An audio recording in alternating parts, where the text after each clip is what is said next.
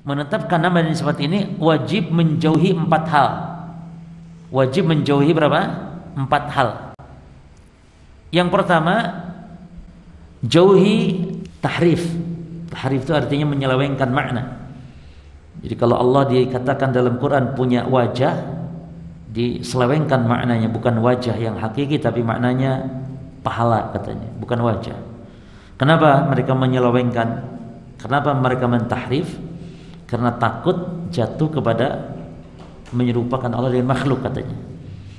Sebab yang punya wajah itu hanya makhluk, kata mereka, dalam tanda kutip, kata akal mereka. Ya. Jadi yang ngomong begitu itu kan akal-akal mereka sebenarnya. Karena yang jelas justru Allah menetapkan dalam Quran, Allah punya wajah, Allah punya tangan. Loh, kenapa dia malah menolak? Karena sebab akal tidak masuk. Kata mereka, kok bisa Allah punya wajah? Yang punya wajah hanya makhluk. Jadi membantah dalil, mengingkari dalil karena sebab berpegang dengan akal. Karena mereka enggak masuk akal kalau Allah punya tangan. Kayak makhluk berarti, kata mereka. Ini keliru, wajib kita tetapkan. Namun hindari dalam menerapkan itu 4 hal. Apa yang pertama tadi? Tahrif, enggak boleh diselewengkan. Yang kedua, ta'til namanya. Ta'til. Ta'til. Ta'til itu artinya mengingkari. Tak biasa ya, ta'ain, to, ya, lam.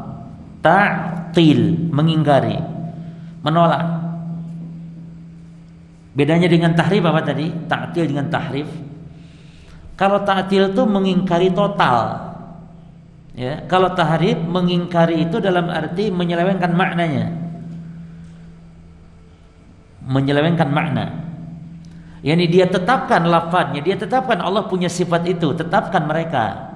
Jadi memang Allah punya wajah, memang kata mereka ya yang mentahrif ya. Namun makna wajah itu bukan wajah, tapi apa? Pahala. Nah berarti hakikatnya yang mentahrif tadi hakikatnya juga apa?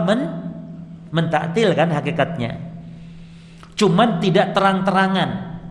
Ini mereka katakan iya Allah punya wajah, iya Allah punya tangan. Namun maksud wajah pahala. Namun maksud tangan itu kekuatan atau kekuasaan atau nikmat kata mereka.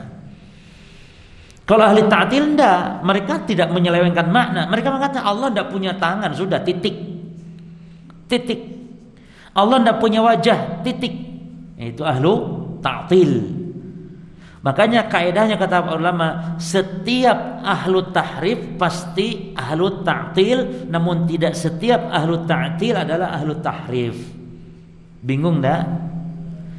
Setiap yang mentahrif hakikatnya menta'til. Namun tidak setiap yang menta'til disebut mentahrif. Karena yang mengingkari total dia tidak memalingkan makna. Paham di sini ya? Yang ketiga, tidak boleh takyif, yakni membagaimanakan takyif. Dan yang keempat, tidak boleh tamsil, menyerupakan Allah dengan makhluk. Jadi kalau Allah disebut punya tangan itu tidak boleh bertanya bagaimana tangan Allah. Tidak boleh juga menyerupakan tangan Allah sama dengan tangan kita, enggak boleh. Apa bedanya takyif dengan tamsil? Kalau tadi sudah tahu bedanya tahrif dengan, dan tahrif ada 2 jemaah tadi. Yang pertama ya, tahrif itu ada 2. Pertama tahrif pada lafad ayat. Jadi mereka selewengkan lafadznya, mereka robah lafadznya. Yang kedua tahrif itu pada maknanya, lafadznya dibiarkan, namun makna yang dirobah. Itu tahrif. Dan bedanya tahrif dengan ta'til tadi apa? Kalau tahrif ya, yakni seolah-olah menolak tidak total. Kalau ta'til itu total menolak sifat Allah. Alasan menolaknya kenapa? Karena takut jatuh kepada menyerupakan Allah dengan makhluk. Baik.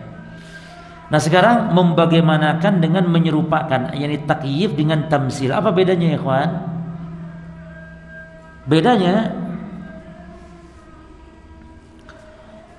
kalau membagaimanakan atau mentakyif itu dzikru kaifiyati sifat bi ghairi muqayyadatan bimumatsil.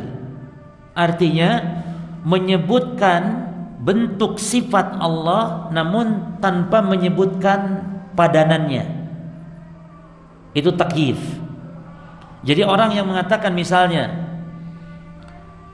tangan Allah panjang 7 meter misalnya. Orang yang ngomong tangan Allah panjang 7 meter, ini namanya takyif. Jadi dia telah membagaimanakan tangan Allah panjang 7 meter, wajah Allah bulat. Itu takyif. Adapun tamsil menyebutkan bagaimananya sifat, perhatikan tamsil dengan menyebutkan padanannya. Dengan menyebutkan padanannya, muqayyadatan bimumatsil. Contohnya orang yang melakukan tamsil adalah tangan Allah seperti tangan saya. Apa namanya itu? Takyif atau tamsil? Tamsil. Itu bedanya takyif dengan tamsil. Berarti mana yang umum, mana yang khusus? Mana yang umum, mana yang khusus? Yang umum takyif, yang khusus tamsil. Oleh karena itu setiap yang mentamsil pasti mentakyif, tapi tidak setiap yang mentakyif itu mentamsil. Ini kaidahnya. Jelas ya? Setiap orang yang mentamsil ya pasti mentakyif, karena pasti menyerupakan. Tapi tidak setiap yang membagaimanakan atau mentakyif itu harus mentamsil. Karena dia hanya mengatakan tangan Allah panjang 7 meter, sudah. Tapi kalau mentamsil, menyebutkan padanannya itu seperti serupanya, wajah Allah seperti wajah saya. Nah itulah para jemaah, 4 hal harus dihindari.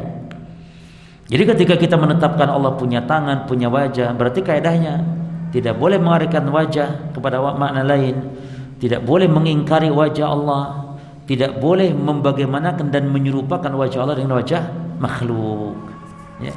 Dan ini dalilnya dalam satu ayat, itu sebuah kaidah yang agung, yaitu laisa kamitslihi syai'un wa huwas samiul basir. Pada lafaz laisa kamitslihi syai', tidak ada yang serupa, yang semisal dengan Allah sesuatu pun. Ini bantahan kepada kaum yang mentakyib dan yang mentamsil. Kaum yang mentakyib, yang mentamsil.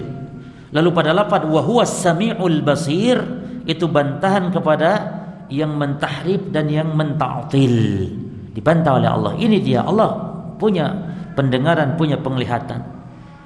Jadi jangan diingkari, jangan diselewengkan maknanya. Jadi 2 lafaz ini bantahan kepada 2 kelompok tadi.